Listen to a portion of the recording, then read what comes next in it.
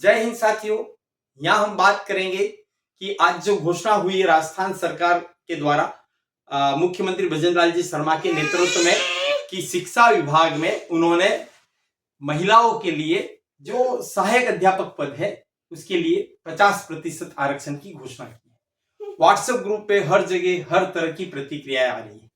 तो मैं यहाँ पर क्लियर करना चाह रहा हूं कि कुछ निगेटिव चीजें ज्यादा आ रही है, तो मैं चाहता हूं सारी स्थिति आपके सामने मैं क्लियर कर दूं और हम देखेंगे आरक्षण के मायने क्या है, आरक्षण का बंटवारा किस तरह से होता है, इसके क्या फायदे हैं, क्या नुकसान है और किस तरह से इसमें मॉडिफिकेशन किया जा सकता है।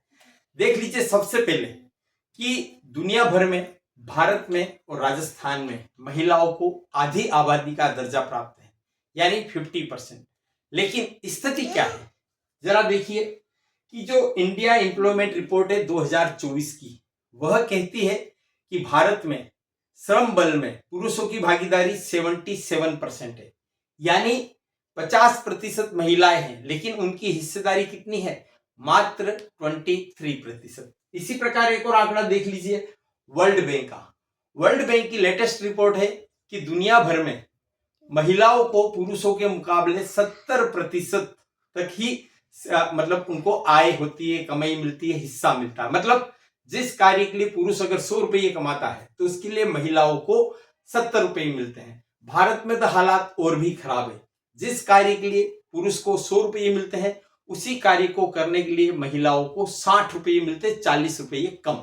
ये हालात है। अब आप देख लीजिए कि ऐसी परिस्थिति में महिलाओं को आगे बढ़ाना क्यों जरूरी हो जाता है।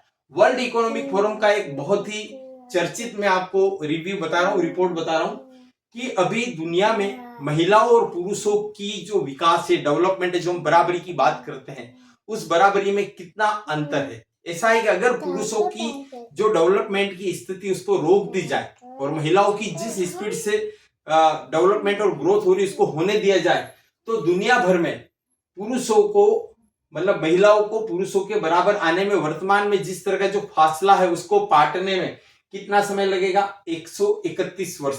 और भारत में आज जो महिला और पुरुषों के बीच का गैप है, अगर इसी तरह से हम प्रयास करते रहे और प्रोग्रेस करते रहे और आगे बढ़ते रहे तो महिला और पुरुषों के बीच समानता आने में 149 वर्ष लगेंगे, यानी 150 वर्ष।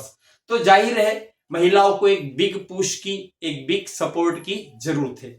ऐसे में हमें अपनी मेंटेलिटी पॉजिटिव रखनी चाहिए। हाँ, मैं इस महिलाओं के लिए जो 50% आरक्षण किया गया है उसके बिल्कुल पक्ष में हूं। कुछ बातें आप देख लीजिए, यहां पर मैं आपको बताऊं कि बहुत ज्यादा इसमें हाइपर होने की या बहुत ज्यादा मतलब निगेटिव जाने की जरूरत नहीं है।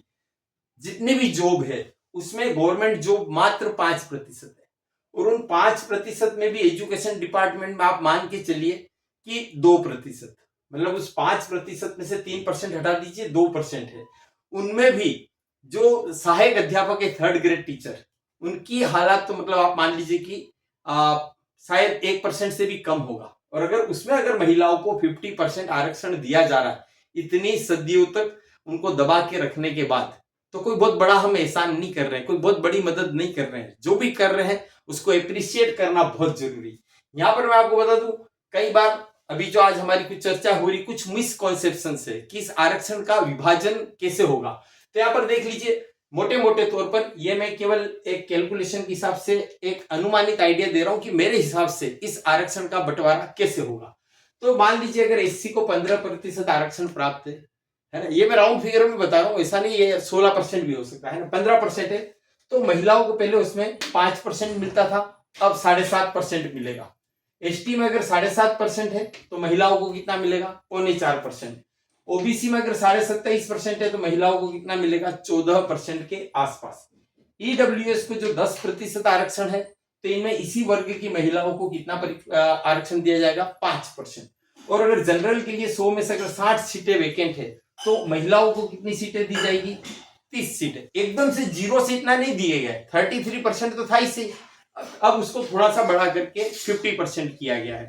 अब यहाँ पर देख लीजिए, ऐसा अगर मान लीजिए कोई महिलाएं हैं, महिलाओं के लिए अगर हम मान लेते हैं कि 30 सीटें, या हम ये मान लेते हैं कि इस आरक्षण में से अगर 10 महिलाएं अपनी इंटेलिजेंस या अपनी जो डेवलपमेंट के कारण अपने आप जनरल कैटेगरी में आती, जेंट्स की कैटेगरी में आ जाती। तो ऐसा नहीं कि 29 के अलावा 10 सीटों को अलग से पुलअप करके महिलाओं को आरक्षण दिया जाएगा अलग से, और महिलाओं की सीटें 30 और 10 बढ़ के 40 हो जाएगी, ऐसा नहीं होगा।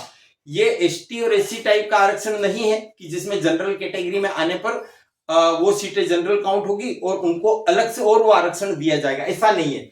उसमें महिलाओं की सीटें स्वतः उसमें कम हो जाएगी, इसलिए इसको लेकर ये घबराने की जरूरत भी नहीं है कि अगर 10 महिलाएं जनरल कैटेगरी में आ गई तो आरक्षण 50 और 10 60 हो जाएगा, ऐसा बिल्कुल भी नहीं होगा। अब यहाँ पर याद रखिए, आपके दिमाग में बात भी होगी कि अगर 100 सीटें हैं 50 महिलाओं की और 50 पुरुषों की, और 50 महिला की बजाय 60 महिला इसमें आ जाती है तो पुरुषों को 60 सीट मिलेगी। लेकिन आप बताइए, अगर इतनी सकारात्मक स्थिति होती तो महिलाओं को आरक्षण देने की जरूरत होती क्या? अभी तक तो ऐसा कभी नहीं हुआ, और यह स्थिति आने में अभी बरसों लगेंगे, और जब तक ये स्थिति आएगी तब तक हो सकता है कि आरक्षण ही अप्रासंगिक हो जाए। यहाँ पर मैं आपको और बता दूं, कई बार एक यूं होता है प्रमोशंस में महिलाओं की संख्या बढ़ जाएगी, ऐसा नहीं है। मान लीजिए 100 सीट को पर प्रमोशन होना है तो 50 सीटें तो सामान्य तौर पर किससे आएगी? प्रमोशन से, और 50 सीटें कैसे आएगी? सीधी भर्ती से। अब उन 50 सीटों में भी अगर 50%, अभी आरक्षण किया नहीं गया इसलिए इतना ज्यादा टेंस होने की जरूरत नहीं है, पर अगर ये आरक्षण किया भी जाएगा तो 50% आरक्षण करने पर इन 50 में से 25 महिलाएं आएगी, और जो ये सीधी भर्ती वाली है ना, और जो रिजर्वेशन है उसके हिसाब से कितनी आएगी? 1/3 यानी 17%। तो कुल मिला के उसमें भी स्थिति कितनी रहेगी? महिलाएं को 100 में 50 की बजाय 42 सीटें ही उपलब्ध रहेगी। यहां पर मैं आपको बता दूं कि ये जो रिजर्वेशन का अभी प्रावधान किया गया है, तो राजस्थान में तृतीय श्रेणी अध्यापक, वैसे तृतीय श्रेणी शब्द अपने आप में अध्यापक के लिए बिल्कुल भी उचित नहीं है, ये जो कैटेगरी उस हिसाब से बोल रहा हूं, बाकी सहायक अध्यापक या अध्यापक कहना उचित है। तो अध्यापकों के लिए 2,70,000 उसमें पोस्ट मान के चलिए कि इस कैटेगरी में, मतलब सहायक अध्यापक की श्रेणी में मात्र 2,70,000 पद है, और अब उसमें भी अभी खाली है 60,000। 60,000 में से अगर महिलाओं को रिजर्वेशन दिया जाता है 50%, तो कितना होगा? 30,000।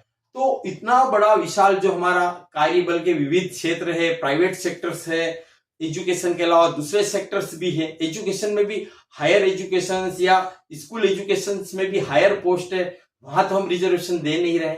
तो अगर ये शुरुआत की गई है तो इसको सराहना की जानी चाहिए। सदियों तक या हजारों सालों तक महिलाओं को मौका नहीं मिल पाया है अपनी योग्यता दिखाने का, तो जाहिर है कि समाज में बराबरी के दर्जे की वह न्यायिक रूप से, प्राकृतिक रूप से, मानवीय दृष्टिकोण से हर तरह से हकदार है। तो अगर उन्हें कोई मौका दिया गया है तो इसको हमें पॉजिटिवली लेना चाहिए, और इसका बेनिफिट ये भी है कि महिला सशक्तिकरण वास्तव में कोई भी सशक्तिकरण तभी होता है जब उसका आर्थिक पहलू मजबूत हो। हाँ, यहाँ पर एक चीज प्लस पॉइंट एजुकेशन के हिसाब से भी है कि जो लेवल 1 और लेवल 2 में पहली से 5वीं और पहली से 8वीं तक के बच्चों को पढ़ाया जाता है, और साइकोलॉजी कहती है कि छोटे बच्चे मेल टीचर की बजाय फीमेल टीचर, महिलाओं के साथ उनका बहुत ज्यादा अटैचमेंट होता है, उनकी लर्निंग, उनका अधिगम बहुत अच्छा होता है, वो अपनापन महसूस करते हैं, केयरिंग, स्वास्थ्य, मानसिक स्वास्थ्य की दृष्टि से भी बहुत अच्छी चीज है। तो इसका एडवांटेज खाली महिलाओं को नहीं मिलेगा, हमारी अगली जनरेशन, हमारे एजुकेशन सिस्टम को भी मिलेगा। हम चाहते हैं कि थोड़ा और न्यायिक हो जाए, तो हम ऐसा कर सकते हैं कि एक परिवार में, एक जनाधार में केवल एक व्यक्ति को ही सरकारी नौकरी का लाभ मिले। अगर उसमें पहले से ही कोई पुरुष या महिला गवर्नमेंट जॉब में हो तो फिर यह आरक्षण किसी ऐसे जनाधार वाली महिला को दिया जा सकता है जिसके परिवार में कोई भी सरकारी नौकरी में नहीं हो। तो जाहिर है कि ये जो सरकार की महिलाओं को सशक्तिकरण करने की जो योजना है, यह और ज्यादा अच्छे से और ज्यादा बड़े पैमाने पर और जरूरतमंद महिलाओं तक इसकी पहुंचेगी, और समाज को और देश को निश्चित तौर पर इस आरक्षण से तो खैर फायदा ही। धन्यवाद। जय हिंद।